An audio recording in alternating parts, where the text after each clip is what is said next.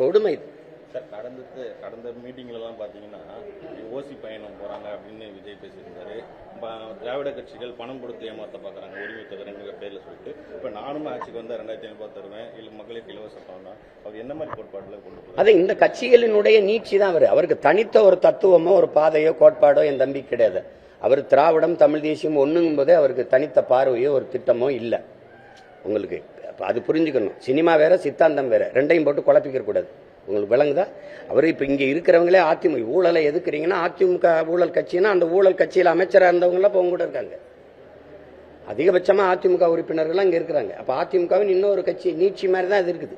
அதே திராவிட சித்தாந்தம், அதே ஐயா ஈவேரா வச்சுக்கிறீங்க, அதே ஐயா பேர எங்க அண்ணா வச்சுக்கிறீங்க, அதே ஐயா எம்ஜிஆர் வச்சுக்கிறீங்க, இப்ப அம்மா ஜெயலலிதாவும் சேர்த்துக்கிட்டீங்க. அப்ப அந்த கட்சி அது என்ன செய்து தாலிக்கு தங்கம்னு அம்மா அறிவிச்சாங்க. அரைப்பவன் நீங்க ஒரு பவன் கூட்டி இருக்கீங்க.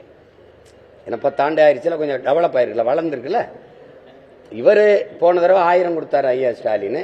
இவர் ஐயா எடப்பாடி நான் வந்தா 2000 கொடுக்குறேன். இப்ப அவரும் 2000 சொல்லிட்டாரு. அப்ப நான் நீங்க 2 பேர் 2000மா, நான் 2500. இப்ப எங்க அண்ணன் பாண்டியராஜன் படத்துல ஒரு ஏழை விடுவாங்க, நம்ம ஐயா பயில் வாங்குறாங்கன்னா உட்காந்து 2000 3000 4000 கடைசியா பிம்பிளிக்கு பிளாப்பிம்பாங்க. அந்த பிம்பிளிக்கு பிளாப்பி தான் இது. அது எப்ப பிளாப் ஆகுதோ அது வரை நம்ம காத்துக்கிட்டு இருக்கணும். இது ஒரு கொடுமை தான் தங்கச்சி. இது ஏதாவது சரி பண்ணணும், மாத்தணும்.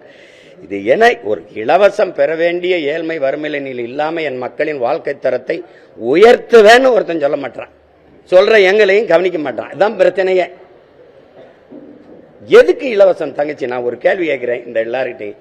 ஒரே நாள் பொங்கலுக்கு 760 கோடி 790 கோடிக்கு குடிக்கிற அளவு காசு வச்சிருக்காங்க தங்கச்சி.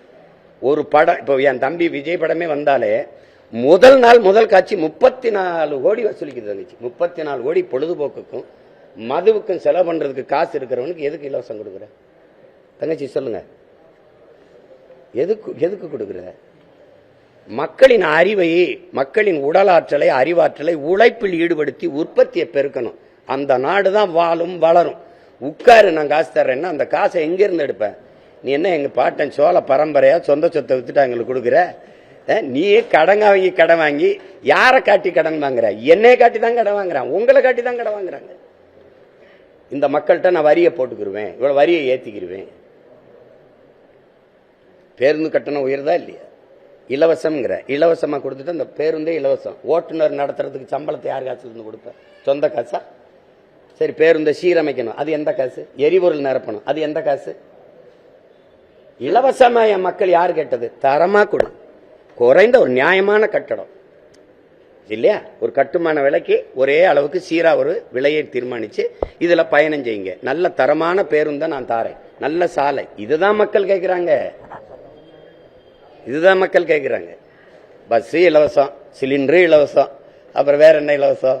1000 2500 காசு இலவசம். ஒரு வேலைக்கு போகணும், வீட்டிலே இருக்கலாம்.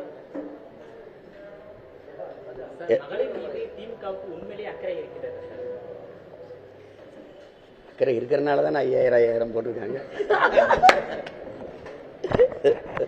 தம்பி, ஏன் தம்பி இது போய் அடுத்த கட்டமா தமிழகம் முழுவதும் எப்போ சார் இது பிரச்சாரங்கள், சுற்றுப்பயணங்கள்? இல்லை, அது இப்போ வேலை நடந்துகிட்டு இருக்கு. கொஞ்சம் வேலை இருக்குது, ஒரு வாரம். அப்புறம் கொஞ்சம் நிதி செலவு புரட்டணும்ல, அது 4 பேரை பார்த்து பிச்சை எடுத்து கையில் வச்சுக்கிட்டு கிளம்புவோம். கொஞ்சம் காலம் தேவைப்படுது. அது மற்றவங்களுக்கு அவங்கக்கிட்ட எதுவும் இல்லை, பணம் இருக்குது. நம்மக்கிட்ட அது மட்டும் இல்லை, எல்லாம் இருக்குது. அது கொஞ்சம் சரி பண்ணிக்கணும், பண்ணிக்கிட்டு தான் கிளம்பணும்.